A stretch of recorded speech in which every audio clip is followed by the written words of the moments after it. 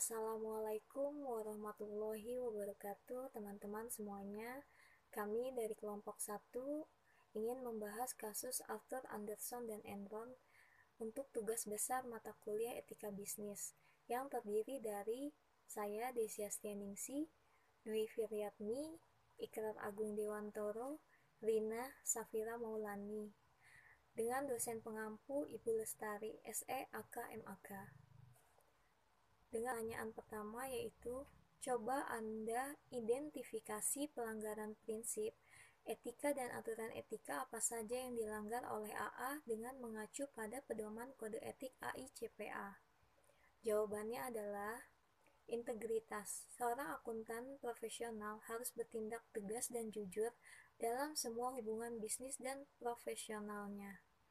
Tapi pada KAP-AA ini tidak melaksanakan integritas sebagai akuntan profesional.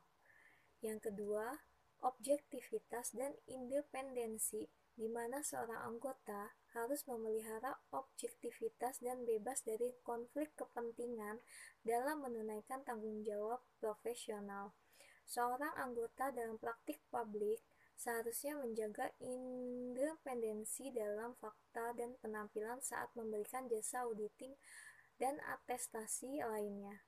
Jadi, seorang akuntan profesional seharusnya tidak boleh membiarkan terjadinya bias, konflik kepentingan atau di bawah pengaruh orang lain sehingga mengesampingkan pertimbangan bisnis dan profesionalnya.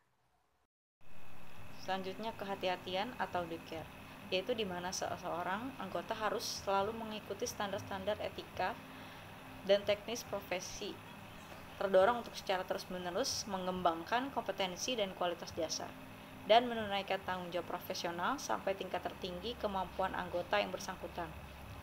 Ruang lingkup dan sifat jasa seseorang anggota dalam praktik publik harus mengikuti prinsip-prinsip kode perilaku profesional dalam menetapkan ruang lingkup dan sifat jasa yang diberikan.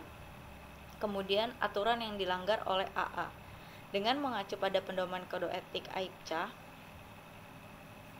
yaitu aturan 101 independensi yang isinya akan dipengaruhi oleh beragam transaksi hubungan dan kepentingan termasuk hubungan finansial yang material dan langsung, pelaksanaan jasa non-atestasi tertentu. Hubungan KAP seharusnya sebatas klien, tidak lebih dari itu karena KAP menjadi keyakinan publik dalam melakukan kegiatan investasi. Pertanyaan nomor 2. Bagaimana pelanggaran tersebut dapat dijelaskan bila menggunakan pedoman kode etik IFAC? Penjelasan menggunakan pedoman kode etik IFAC dalam kasus tersebut yaitu independensi menjadi faktor yang sangat menentukan bagi perkembangan dan penerapan prinsip-prinsip etika dalam menekuni profesi akuntan.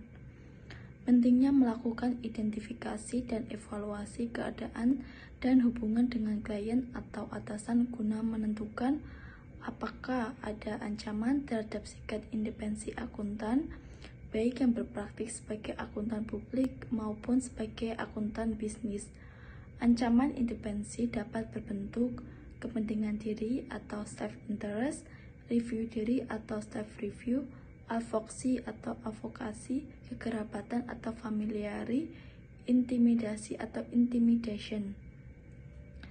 Ada beberapa cara pengamanan yang dapat diterapkan, di antaranya profesi, legislasi, regulasi, di dalam klien, dan di dalam firma.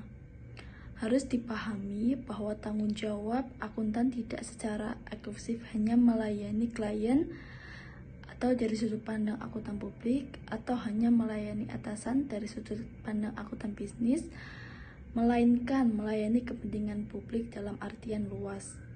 Tujuan dari profesi akuntan adalah memenuhi harapan profesionalisme, kinerja, dan kepentingan publik. Saya akan membawakan pertanyaan ketiga, yaitu coba Anda identifikasi ketentuan-ketentuan yang ada dalam The Sarbanes-Oxley Act untuk mengatasi ancaman pelanggaran etika sebagaimana telah dilakukan oleh personel AA di atas. Ketentuan-ketentuan untuk mengatasi ancaman pelanggaran etika yaitu 1. Untuk akuntan publik, Arthur Andersen membentuk Public Company Accounting Oversight Board atau PCAOB yang bertujuan untuk mengawasi audit atas perusahaan publik dan melindungi kepentingan investor. Yang kedua, melarang jasa non-audit. Secara spesifik, hukum telah melarang KAP untuk melakukan 8 jasa non-audit. Perputaran partner, pemimpin atau lead atau coordinating partner audit concurring reviewer tidak dapat memberikan jasa audit kepada klien yang sama selama lebih dari 3 tahun berturut-turut. Laporan kepada komite audit. Auditor diharuskan untuk melaporkan kepada komite audit tentang semua kebijakan akuntansi yang berlaku, perlakuan informasi keuangan, dan informasi penting lainnya yang telah didiskusikan dengan manajemen. Penugasan auditor. Dibutuhkan 1 tahun cooling off period. Studi tentang kewajiban perputaran kantor akuntan publik akan dilakukan oleh General Accounting Office atau GAO.